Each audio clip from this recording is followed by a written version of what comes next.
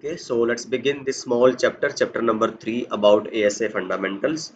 तो इसमें हम कुछ स्पेसिफिक बातें हैं सिस्को अडेप्टिव सिक्योरिटी अप्लायंस को लेके एंड दैट विल डिस्कस. तो ये जो कंटेंट हमने लिखा हुआ है that is something that we are going to discuss here.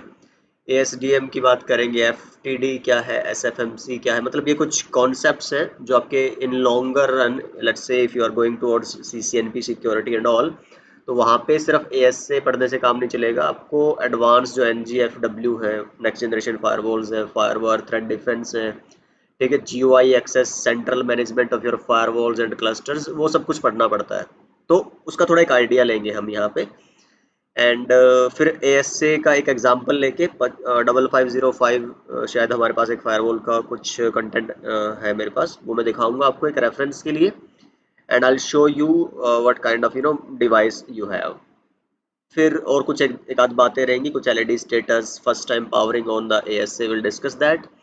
And then कुछ मेमोरीज की हम बात करेंगे, जैसे राउटर अगर आपने पढ़ा है सीसीएनए वगैरह तो उसमें हम मेमोरीज पढ़ते हैं, V RAM, N V RAM, ROM, flash, ऐसे ही हम एएसए की मेमोरी, बूट प्रोसेस की बात करेंगे. देन कुछ फीचर्स हैं जो स्पेसिफिक तो नहीं कहूँगा बट हाँ जो हमने पहले भी पढ़े हैं ना, तो आई शो यू कि एएसए में फिर कौन से सिर्फ एएसए प्रोप्राइटरी हैं and I will mention them, and बाकी मैंने यहाँ पे भी मेंशन करे हुए तो हटाया नहीं है, I will show you just some slides. And finally ASA packet flow मैंने डाला था अभी स्लाइड के अंदर बट वो हटा दिया है मैंने फिलहाल अभी.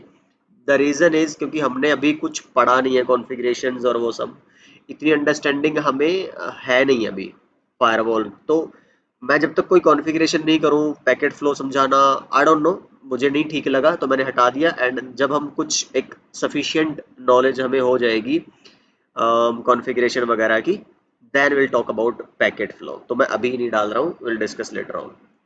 राइट, तो starting with ASDM, FTD and SFMC in ASA. क्या है एएसडीएम? देखो, दो तरीके से आप फायरवॉल को मैनेज कर सकते हो, कॉन्फ़िगर कर सकते हो. एक तो है आपका CLI से और एक आपका है GUI से, ठीक है ना. तो पिक्स जो ट्रेडिशनल है तो बोलते हैं कि वो सिर्फ आपकी CLI है, उसमें आप कमांड लाइन से ही कर सकते हैं. ASA है जो उसमें आप CLI से भी कर सकते हो, GUI से भी कर सकते हो. तो GUI से ग्राफिकल जो मोड है ASA को कॉन्फ़िगर मैनेज करने का, उसको ASDM बोलते हैं. एक तरह से आप बोल लो अडेप्टिव, एएसडीएम की फुल फॉर्म लिखी होगी कहीं ना कहीं, है ना, ऊपर लिखी है सबसे, अडेप्टिव सिक्योरिटी डिवाइस मैनेजर, एएसडीएम. तो जावा बेस्ड एक एप्लीकेशन है जो आपके लैपटॉप पे, डेस्कटॉप पे चल जाएगी. एंड उससे आपका क्या है ना, आपको अगर किसी ने काम किया हो डी लिंक, टीपी लिंक वगैरह के स्विचेस और उन सब पे, या फायरवॉल की कोई देखी हो आपने कभी इमेज वगैरह, तो एक डैशबोर्ड होता है, जैसे मैंने आपको डीनैक और उसका दिखाया था सीसीएनए में, एसडीए के अंदर, है ना, ऑटोमेशन में. तो ऐसे डैशबोर्ड होता है, उस पर आप ना ऑप्शंस वगैरह क्लिक कर करके, और खैर ये सिर्फ थ्योरी नहीं है, मैं आपको करके दिखाऊंगा एसडीएम से कैसे फायरवॉल हम कॉन्फ़िगर कर सकते हैं, है ना, जो ग्राफिकल इंटरफेस है. I will show you. तो हम CLI से भी करेंगे सारी लैब्स, और हम ट्राई करेंगे कि ASDM से, GUI से हम सारी लैब कर पाएँ. राइट, तो उसमें अब ज़्यादा टेंशन नहीं लेना आपको, बस समझना वाली बात है कि ASDM से आप ग्राफिकली ASA फायरवॉल को मैनेज कर सकते हो, ठीक है ना.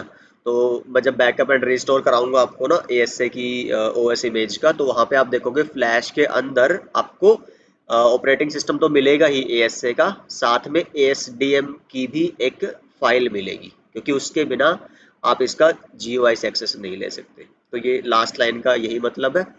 और दूसरी बात, अब अगर हम आगे चले कि जो ASDM है वो सिर्फ और सिर्फ ASA, जो नॉर्मल आपकी ASA फायरवॉल है, नॉर्मल फायरवॉल जैसे इसको की, उनको एक्सेस करने के लिए. जो नेक्स्ट जनरेशन फायरवॉल कह लो एक तरह से, या जो FTD है, फायरवॉल थ्रेट डिफेंस, तो हमने जो बोला ना पीछे, हमने फीचर्स पढ़े थे फायरवॉल के इंट्रोडक्टरी चैप्टर में, चैप्टर नंबर 2 में.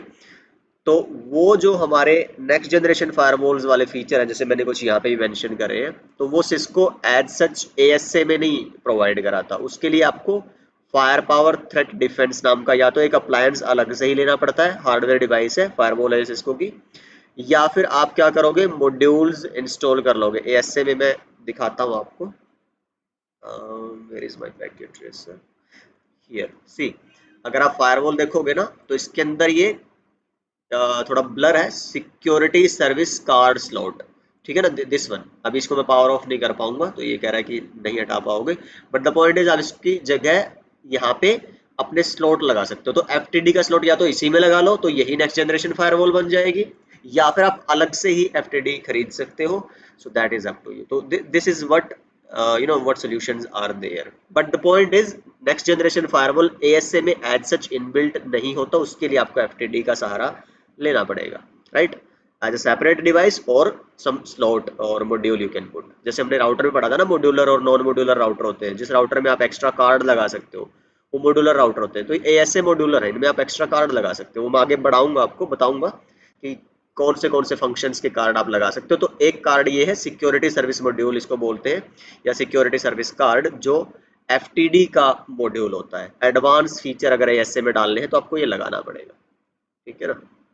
चलिए, अम, ये सारी बातें इसी को लेके है। तो FTD ही है जो सिस्को की ASA को एक नेक्स्ट जनरेशन फायरवॉल बनाता है। विदाउट फायर पावर और FTD, ASA is just simple normal firewall without much of the features.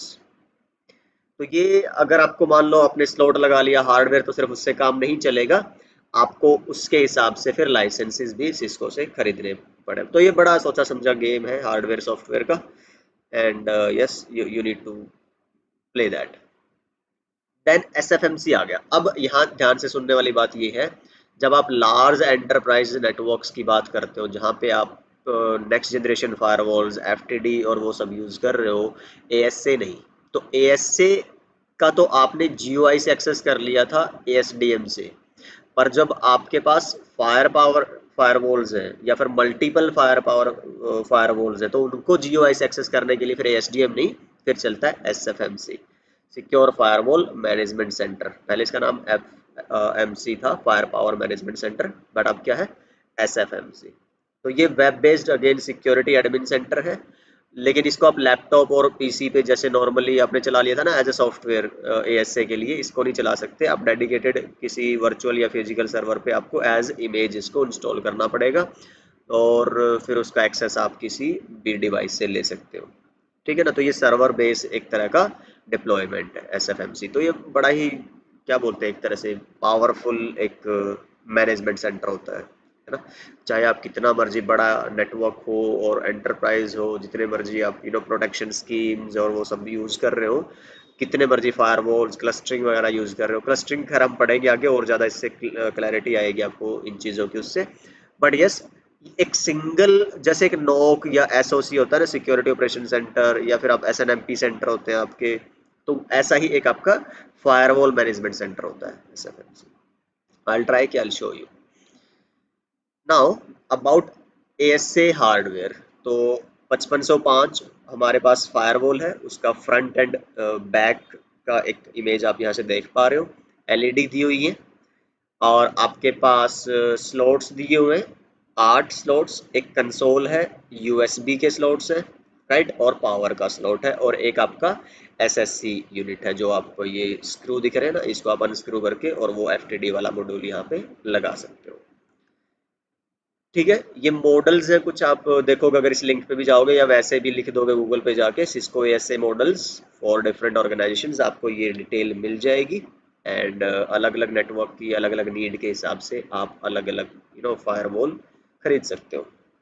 Throughput क्या होता है, पर सेकंड फायरवॉल कितना डेटा हैंडल कर सकती है, दैट इज थ्रूपुट। और फायरवॉल के बारे में जब भी बात आएगी, ऐसा हो नहीं सकता कि थ्रूपुट की बात ना आए। One of the primary factor about firewalls is throughput, ठीक है। तो जितनी ज़्यादा आप बड़े एनवायरनमेंट में फायरवॉल लगाओगे, उतनी ज़्यादा आपको थ्रूपुट चाहिए, बिकॉज उतने नंबर ऑफ डिवाइसेस, उतनी ज़्यादा अमाउंट ऑफ ट्रैफिक होगी, तो you need to process that traffic through firewall, so you need higher throughput.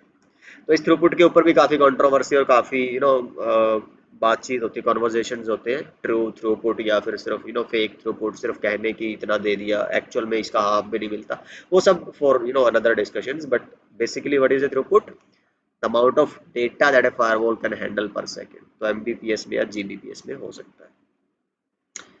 Then ASA interfaces, अभी थोड़ा आइडिया मैंने आपको दिया था, तो यहाँ पे एक ये डॉक्यूमेंट मिल जाएंगे आपको, जो भी आप फायरवॉल, कहाँ गया PDF, PDF हियर, जो भी फायरवॉल आपने ली है ना उसको सिस्को बड़ा एक नीट एंड क्लीन सा आपको डायग्राम डॉक्यूमेंट देता है, एंड उसको पढ़ के आप अपने तरीके से अपने फायरवॉल को मैनेज या कॉन्फ़िगर इनिशियल कॉन्फ़िगर कर सकते हो, इनिशियली कॉन्फ़िगर कर सकते हो, जिसको बहुत ज़्यादा कुछ फंक्शंस नहीं चाहिए ना फायरवॉल से, सिर्फ नॉर्मली लगाया, आउटसाइड इंटरनेट है अनसिक्योर, इनसाइड अपना लोकल उनका नेटवर्क है जिसको सिक्योर करना है, बीच में फायरवॉल लगाओ। फायरवॉल पे बाय डिफॉल्ट DHCP चली होती है, चलो थोड़ा सा बता देता हूँ साथ साथ में। और जैसे 5505 की मैं बात कर रहा हूँ, ठीक है, ऐसे हर एक का ये डॉक्यूमेंट अलग होगा और उसकी स्पेसिफिकेशन अलग होगी। एंट्री लेवल की फायरवॉल में जनरली यही आइडिया मिलेगा आपको। जैसे अगर आप यहाँ से देखोगे ना, 55.5 की भी यही है, 55.6 का भी थोड़ा बहुत चेंज करके यही है इसी तरह का, राइट। सो ठीक है, तो इसके केस में क्या है, पोर्ट नंबर 0 होगा भाई, आप उस पर अपना इंटरनेट का कनेक्शन टर्मिनेट कर दो, ISP वाला। उसको हम वो किस तरह से कन्फिगर रहता है, आउटसाइड की तरह कन्फिगर रहता है, उस पर सिक्योरिटी लेवल 0। इनसाइड वाले जो आपके हैं सर्वर लगाने हो या आपको जो पीसी से लगाने हो, वो आप 1 to 7 जो इंटरफेसेस हैं उन पे लगा सकते हो, इनसाइड रहता है, सिक्योरिटी लेवल 100 उनका, कोई दिक्कत नहीं है। अच्छा, दो इसमें तुम्हारे पावर ओवर इथरनेट के पोर्ट भी रहते हैं, जो 6 and 7 है, तो उस पर अगर फ़ोन वगैरह लगाना हो तो आप वो भी लगा सकते हो, तो फ़ोन को फिर एक्स्ट्रा अलग से पावर देने की ज़रूरत नहीं है, इसी से ऑन हो जाएगा ये, ठीक है ना। तो कंसोल पोर्ट है, USB है, और वो आपका एक आइडिया है। अच्छा, और इसके बारे में क्या होता है आप यहाँ से थोड़ा देख लेना। ASA ships with the default configuration, जिसमें दो प्री कॉन्फ़िगर्ड नेटवर्क होते हैं, इनसाइड और आउटसाइड। आप चाहो आगे भाई आपको ना DMZ भी बनाना है, फिर वो आप कर सकते हो कॉन्फ़िगरेशन, वो हम सीखेंगे सारा लैब में, but this is basic. DHCP होता है, आपको चेंजेस करने हैं तो आप कर सकते हो, बट बाय डिफॉल्ट अगर आप किसी भी इन इंटरफेसेस पे PC लगाओगे 1 to 7 पे, और उसको ऑटोमेटिक पे कर दोगे PC को ना, तो एक आपका 192.168.1.0 का DHCP एड्रेस उठा लेगा वो, ठीक है ना, और उसी से फिर आप ASDM भी कॉन्फ़िगर करोगे। ये सारी बातें ना यहाँ पे लिखी हुई है, आप देखोगे ना, तो ये क्या क्या आता है फायरवॉल के साथ पैकेज, और पावर ऑन करना, ये मैं सब बताऊंगा अभी, थोड़ा रुक के आपको। ये ASDM वाला मैं यहाँ पे नहीं बता रहा, इसकी अलग से ही मैं आपको लैब करके दिखाऊंगा कि कैसे ASDM एक्सेस करना है, GUI एक्सेस करनी है किसी फायरवॉल की, ठीक है ना, इसका ऐसे सेटअप, ये सारा मैं दिखाऊंगा आपको फिजिकल, तो आपको ये PDF पढ़ने की नहीं जरूरत है, ये कॉन्फ़िगरेशन हम करके ही देखेंगे सारी। तो यहाँ से ये आइडिया बस ये देना चाह रहा था मैं आपको कि you get a document from Cisco for every hardware, तो आपको अगर कुछ ऐसा इनिशियल लेवल का कुछ उसके बारे में जानना है तो you can refer to that document, right. अच्छा, अब अगर आप यहाँ पे इसकी वो देखोगे ना, मैंने आपको दिखाया था कि जो फ्रंट एंड बैक, तो यहाँ पे LEDs है काफ़ी सारी, राइट। तो हर एक LED का अपना एक मीनिंग होता है, तो इसके बारे में भी बात करेंगे। कुछ और है क्या ऐसा जो बचा हुआ है हमारा? ये मैं बताऊंगा, खैर ठीक है, चलो कुछ याद आएगा तो मैं आपको बताता चलूंगा। डिफ़ॉल्ट DHCP है और वो सब मैं बता चुका हूँ, आउटसाइड वाला, इनसाइड वाला। देन देखो, मैनेजमेंट का एक थोड़ा सा जान लेते हैं। मैनेजमेंट होता है कि भाई आप जो ASDM एक्सेस करना चाह रहे हो अपने डिवाइस का, GUI से, या फिर आप CLI से एक्सेस करना चाह रहे हो, ठीक है, रिमोट एक्सेस, टेलनेट या SSH, जो भी एक्सेस आप करना चाह रहे हो, तो सिस्को में और बाकियों में मैनेजमेंट ऑफ योर ASA कैसे अलग है। मैनेजमेंट होता है ना, एक्सेस लिया और कॉन्फ़िगर किया, तो ASA में कहता है, अच्छा बाकियों का जान लो पहले, तो क्या है बाकियों में ना, जैसे चेक पॉइंट, पोलो ऑल्टो में, उनमें अगर मैनेजमेंट का कोई पोर्ट दिया गया है, ठीक है ना, मान लो कोई पोर्ट है जिसपे 192.168.1.1 IP है, और वो टेलनेट या SSH के लिए यूज करने के लिए कॉन्फ़िगर कर दिया, डेटा सेंटर में रख दिया, ठीक है। सेम सिस्को में भी कर दिया, तो सिस्को के केस में आप सेम पोर्ट को डेटा के लिए भी यूज कर सकते हो, और आप इसको मैनेजमेंट, जैसे मैं यहाँ पे दिखाऊं कि जो ये पोर्ट है आपका, पोर्ट नंबर 2 पे लैपटॉप लगा रखा है या PC लगा रखा है, इसको मैं यहाँ पे नॉर्मली इंटरनेट यूज करने के लिए भी यूज कर सकता हूँ, या फिर इसको GUI से ASDM के थ्रू कॉन्फ़िगर करने के लिए भी यूज कर सकता हूँ, दोनों के केस में ये यूज हो सकता है सिस्को में।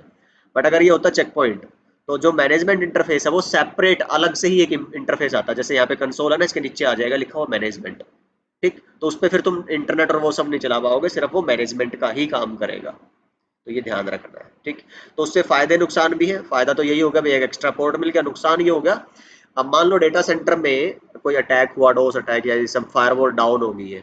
अब फायरवॉल डाउन हुई तो मतलब अगर सिस्को की बात करोगे तो कंट्रोल और डेटा प्लेन एक साथ है, तो अगर बाकी फायरवॉल डाउन हुई तो मैनेजमेंट पोर्ट भी डाउन हो गया, तो आपको जाना पड़ेगा फिजिकली वहां पे, एक्सेस लेना पड़ेगा आपको कंसोल से, और फिर जो कुछ हो पाएगा वो कर पाओगे। बाकियों के केस में क्या है भाई, आपका पोर्ट अलग था, कंट्रोल प्लेन अलग है डेटा से, मतलब मैनेजमेंट प्लेन आपका अलग है डेटा प्लेन से, और आप उसके थ्रू फिर क्या कर लोगे, रिमोटली एक्सेस ले लोगे टेलनेट या एसएसएच वगैरह, और आप मैनेज कर सकते हो अपनी फायरवॉल को, मतलब कि संभाल सकते हो फॉर दैट टाइम पीरियड जब अटैक इज गोइंग ऑन। तो ये थोड़ा सा अगर अभी समझ आ रही है बात तो अच्छी बात है, अदरवाइज जब हम आगे थोड़ी सी और अंडरस्टैंडिंग बनती जाएगी धीरे धीरे आपकी ना, so come back to this point, आप नोट करके रख लेना, maybe that time it will make more sense, but for now this is a slide for your remembrance. Now ASA की एलईडी की स्टेटस की बात करते हैं, जैसे वही, चलो ठीक है मैंने लगाई हुई है इमेज यहाँ पे। सो हर एक इंटरफेस की एलईडी दी हुई है 0 to 7, तो वो बताएगा भाई लिंक एंड एसीटी, ठीक है ना, लिंक एक्टिव की हमारी क्या है, ये वो देगी, इंफॉर्मेशन देगी आपको। तो मान लो फर्स्ट टाइम आप बूट कर रहे हो या फिर बूट हो रहा है किसी टाइम पे, तो ये क्या करेंगी, तुम्हारी फ्लैशिंग ग्रीन रहेंगी, तो आप समझ जाओ कि या तो तुम्हारा क्या हो रहा है, अभी बूट हो रही है आपकी फायरवॉल, और अगर बूट है सब कुछ ओके है तो फिर समझो कि आपकी ट्रैफिक गोइंग ऑन है, ट्रैफिक आ जा रही है, मतलब डेटा पास हो रहा है इस वाले इंटरफेस से, ठीक है ना। तो ये आप समझ जाओ, सॉलिड ग्रीन का मतलब होता है कि बूट हो चुकी है, लिंक बन गया, मतलब पहली बार जब यार सिंपली आप लगाते हो ना, कोई भी पीसी लगाया, मान लो आपने कोई स्विच लगाया फायरवॉल के साथ, तो अगर बिल्कुल सॉलिड ग्रीन आ गया इसका मतलब कि वो लिंक बन गया है, अभी कोई डेटा ट्रांसफर वगैरह होना स्टार्ट नहीं हुआ। ये नॉर्मल वही है जो हम राउटर स्विच में ही पढ़ते हैं, तो वैसे कोई इतनी उस वाली बात नहीं, आप पढ़ोगे तो उससे भी समझ में आ जाएगा आपको। जब हम एच पढ़ेंगे हाई अवेलेबिलिटी, और उसके केस में फिर जो एक्टिव और स्टैंड बाय वाली यूनिट होती है हमारी, उसके लिए फिर एक और एक्टिव एलईडी है यहाँ पे। वीपीएन जब हम कॉन्फ़िगर करेंगे तो उसके लिए भी एलईडी होती है, और जब हम एक्स्ट्रा मॉड्यूल लगाते हैं अपना वो सिक्योरिटी सर्विस कार्ड वाला, तो उसके लिए भी एलईडी है, तो वो बताएंगे कि अगर ग्लो कर रहा है तो ये मतलब वो कार्ड स्लॉट आपका इंसर्टेड है, अदरवाइज नहीं। तो इससे आपको काफ़ी एक सहूलियत मिल जाती है, अगर फिजिकल एक्सेस डिवाइस का आपके पास है ना, तो कई चीज़ें आप क्लैरिफाई कर सकते हो by looking just at the LEDs. तो ये वो स्लॉट्स हैं आप जिसकी मैं बात कर रहा था, कि अगर आपको नॉर्मली राउटर की तरह पोर्ट बढ़ाने हैं अपने, है ना, डिवाइस के फायरवॉल के, भाई आपको अब 8 पोर्ट से काम नहीं चल रहा आपका, आपको और लगाने हैं, तो उसके लिए फिर आप ये 4 पोर्ट 6 पोर्ट ये आप अपना एसएसएम खरीद सकते हो, ठीक है ना, मॉड्यूल खरीद सकते हो। तो ये आपका कॉपर का भी हो सकता है, फाइबर का भी आपका हो सकता है। फिर आप एफटीडी वाला मॉड्यूल भी खरीद सकते हो, जो एडवांस फीचर्स प्रोवाइड कराता है आपको, नेक्स्ट जनरेशन फायरवॉल्स वाले। तो कंटेंट सिक्योरिटी का मॉड्यूल, ऐसे अलग अलग मॉड्यूल्स हैं, आप चाहो तो जितना आपकी नीड होती जाएगी उस हिसाब से आप अपना मॉड्यूल इंसर्ट कर सकते हो। ये लिंक दिया है मैंने, अगर इसके बारे में थोड़ी और डिटेल आपको जानी, मैं सिर्फ बताना ये चाह रहा था यहाँ पे कि Cisco as such next generation firewall नहीं है ASA, you need to introduce और insert some extra modules for that. एक तो ये चीज़ बताना चाह रहा हूँ, और बाकी एक चीज़ और बताना चाह रहा था कि ये मॉड्यूलर होती है, राउटर्स वगैरह की तरह आप एक्स्ट्रा स्लॉट इसके अंदर लगा सकते हो, बस सिर्फ इतना ही मेरा आइडिया देने का, क्लियर करने का था। तो अब बात आती है एएसए मेमोरीज के बारे में। तो 3 तरह की मेमोरी होती है हमारे एएसए में, फ्लैश, एसडी रैम और रोम। फ्लैश तुम्हारा वही जैसे राउटर में फ्लैश होती है तुम्हारी ऑपरेटिंग सिस्टम फाइल को स्टोर करने के लिए, यहाँ पे सिर्फ ऑपरेटिंग सिस्टम ही नहीं, एएसडीएम की फाइल भी स्टोर होगी। प्लस एएसए में एनवी रैम जैसा नहीं कोई मेमोरी होती है, फ्लैश में ही एक हिडन लोकेशन में आपकी स्टार्टअप कॉन्फ़िग को या सेव होने वाली मेमोरी को सेव किया जाता है। जैसे आप राइट करते हो ना, तो उसमें तो रैम से एनवी रैम में चला जाता था ना, लेकिन इसमें ऐसा नहीं है, आपको एनवी रैम जैसी मेमोरी नहीं मिलने वाली, तो वो फ्लैश का ही एक हिडन कंपार्टमेंट है, बोलते हैं कि सिस्को उसमें अपना एएसए की जो सेव्ड कॉन्फ़िगरेशन है, जो आपकी स्टार्टअप के दौरान यूज होती है ना फॉर बैकअप एंड ऑल, तो that is stored there. SD RAM आपकी नॉर्मली जैसे रैम होती है, रैम है, और रोम आपका वही जो आप पासवर्ड रिकवरी के लिए या आईओएस क्लीन इंस्टॉलेशन के लिए यूज करते हो। तो ये यही सब बातें आप देख लेना, इसमें कोई ऐसा वो नहीं है। कमांड्स लिखी है वो वैसे मैं करके भी दिखाऊंगा आपको जब हम कॉन्फ़िगरेशन, यहाँ पे तो सिर्फ वो डाल दिया मैंने जस्ट फॉर रेफरेंस कि कुछ टेक्सचुअल बैकग्राउंड हो जाएगा आपके पास। मल्टीपल भी हो सकते हैं आपकी फ्लैश कार्ड्स, ऐसा नहीं है एक ही। तो डी आई आर कमांड में आपको चला के दिखाऊंगा, या डी आई एस के है ये जीरो करके ना, तो disk zero disk one by default आपको डिस्क जीरो ही मिलेगा, एंड अगर आपके ज़्यादा फ्लैश है तो डिस्क वन वगैरह से आप तो अभी इतना बर्डन नहीं लेना, इसका लोड नहीं लेना, वो मैं करके ही दिखा दूंगा सारी चीज़ें आपको। ठीक है, सो सेम आपका like RAM and your flash, तो ये सब बातें हमने करनी है। Supported feature and function again kind of recap है ये, तो just for your textual reference I am showing it to you, and if there is anything you can ask me in the comments. VPN load balancing एक Cisco का अपना proprietary feature है, मगर let's say multiple firewalls आप use कर रहे हो, तो लेट्स से आपके 1 लाख VPN कनेक्शंस है यूजर्स के, तो 50,000 पहली एएसए पे, 50,000 सेकेंड एएसए, इस तरह से आप लोड बैलेंस कर सकते हो VPN के ट्रैफिक को भी, तो it is possible in Cisco. बाकी तो सारे फीचर हम ऑलरेडी आई गेस डिस्कस कर चुके हैं।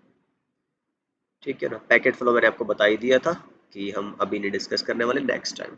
सो I guess this is it for chapter 3, just एक सिंगल वीडियो का ही कंटेंट था इसमें। I tried to give you some reference context about ASA itself, and I hope this was useful, and yes, next time or next video will start with the chapter 4 and will actually start with the configuration. So I'll see you guys in the next one. अपना ख्याल रखिए, सीखते रहिए, सिखाते रहिए और मस्त रहिए।